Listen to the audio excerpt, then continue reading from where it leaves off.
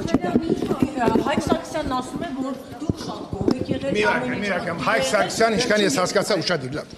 Պրովոկացիոն հարցը տվեր, իմս ճիշտ պատասխանը ստացվի։ Ինձ թվում է ուրիշ Քոչարյանի մասին էր։ Չէ, դուք եք։ Չէ, բայց ես ակադարձեցի։ Կարող է Ռոբերտ Քոչարյանի մասին ասում, չգիտեմ։ Միակ Քոչարյանը դուք եք։ Բայց ես հակադարձեցի։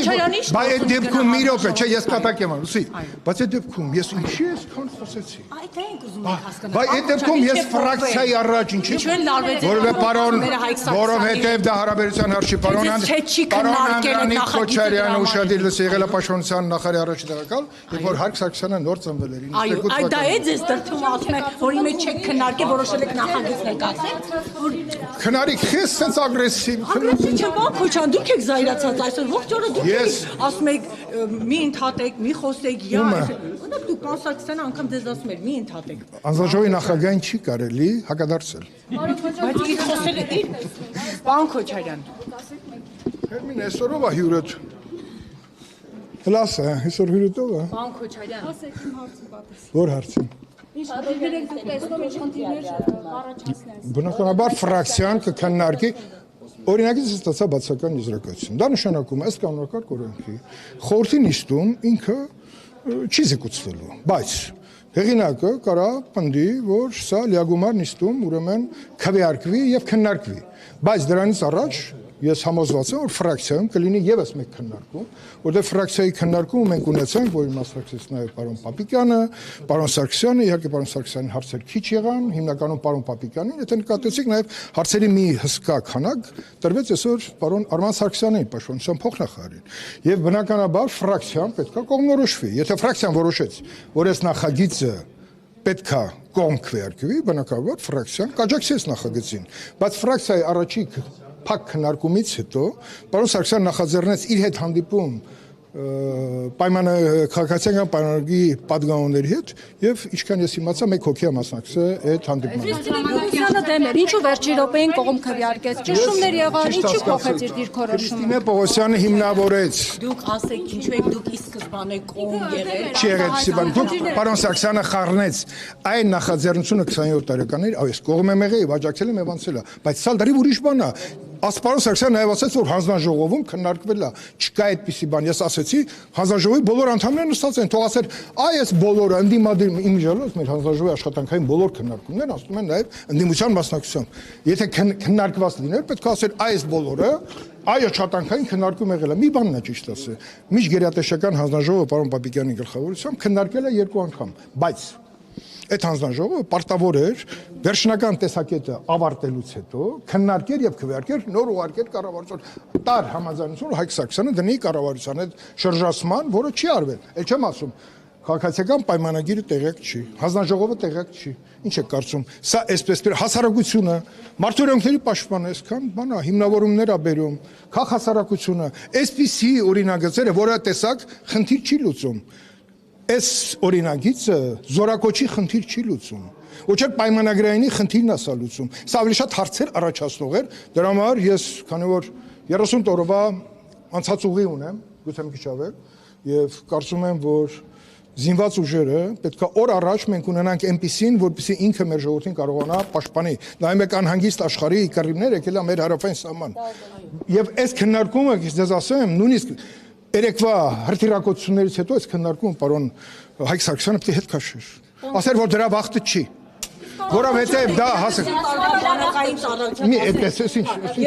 թատերականացված 30 տարի բանակային ծառայության մասին։ Պարոն Քոչարյան, դուք 30 տարի բանակային ծառայության մասին եք խոսում, բայց հանրությունը նաև մեզ, ինչպես նշում եք, այդ տեսեք մարդու իրավունքների պաշտպանը այսպիսի հակասությունների մասին է խոսում, բայց մի խնդիր կա, ասում են, որ պարոն Քոչարյանը խոսում է 30 տարվա բանակային ծառայության մասին, բայց իր որդին գիտնական դառնալու հիմքով բանակից ազատվել է։ Մի վարքյան, ուշադիր։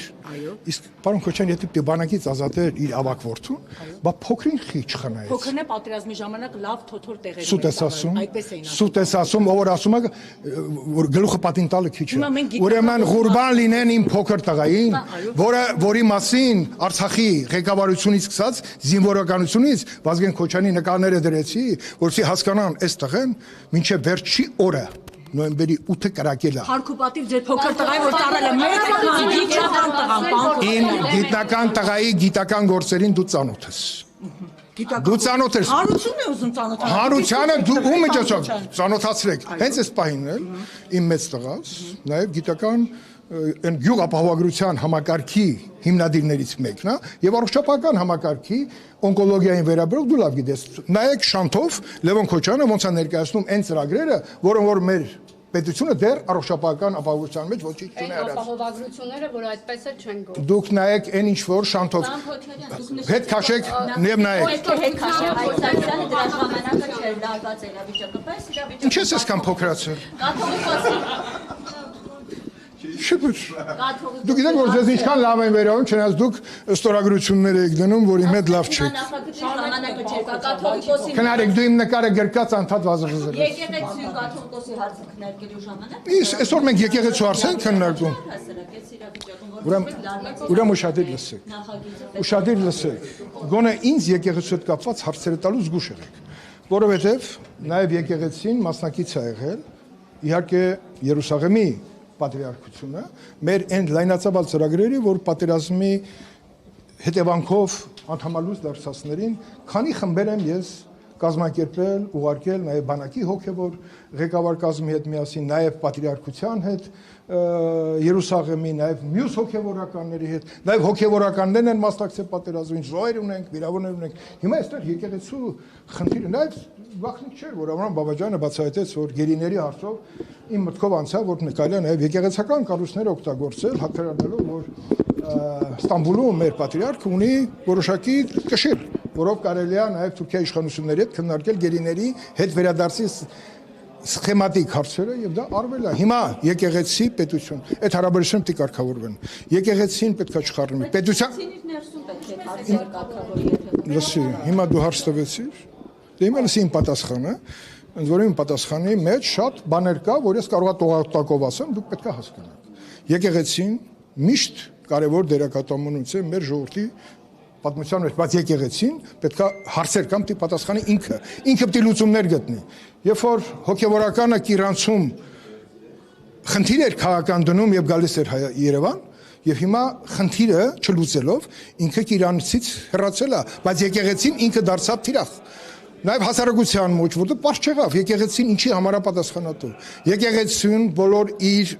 կանոնակարգային պահանջները, փայլակ, չես լսում ինչ։ Այս որ մեկ-մեկ խոսում եմ, չնայած հարցազրույց աշխատում եմ տալ այնտեղ, որտեղ ուզում եմ, այդ չի հարցը։ Եկեք հարաբերությունների մեջ լարվածությունները հեռացնենք, գտնենք լուծումներ։ Որն է այդ լուծումները։ Այս հարաբերությունների մեջ այն ինչ որ ասում, ինչ որ կեսարինը կեսարինը։ Եկեք հիմա այդտեղ չխառնելով, նաև եկեղեցին ինքը այդ կուսակրոնության հարցը ինքը լուծեր վաղուց։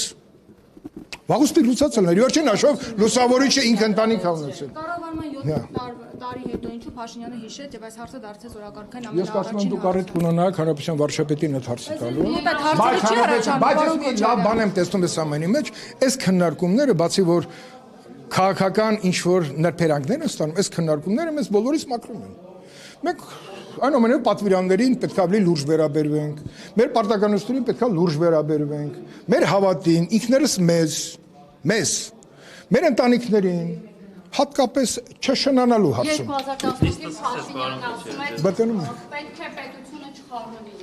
դու որ ալիքն եք Չի երևում որ։ ֆակտորն է։ Այո։ Բա ուր են Նարեկ Կիրակոսյանը։ Հարցին պատասխան։ Որն է։ հնազանդեցնել եկեղեցին։ Տեսար այն բանը մեր զինվացություն։ Հնազանդեցման փորձ չի արվում այս երկրում։ Ում է հնազանդեցնենք։ Որ հնազանդեցնող լինենք, ձեզ կհնազանդեցնենք։ Ինչի մասին է խոսքը, ինչ է։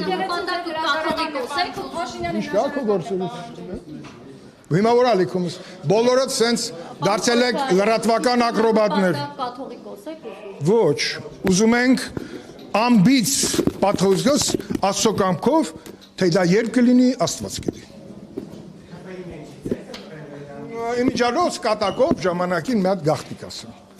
Չգիտեմ անուններ տամ թե չէ, օրինակ Լևոն Տեր-Պետրոսյանը, Հանրապետության առաջին նախագահը, այսպես որ կատակներ ունենք, սիրում է կատակներ անի եւ նայում էր ասում էր, վայ,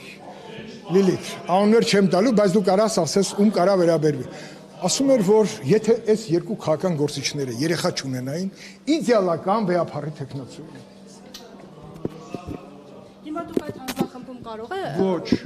ներառվեց։ Ոչ, ես կուսակրոն չեմ։ Չէ, այդ հանձնախումբը որ պետք է վերապարին ներածնի։ Ես այս հարցերը թողեք հորով անենք, ինչի մասին է խոսքը։ Այս անվտանգային հարցերը դուք հետևել եք, ասենք այս 2 օրը։ Չմոռանաք հավանել տեսանյութը եւ բաժանորդագրվել Civic AM-ի YouTube-յան էջին։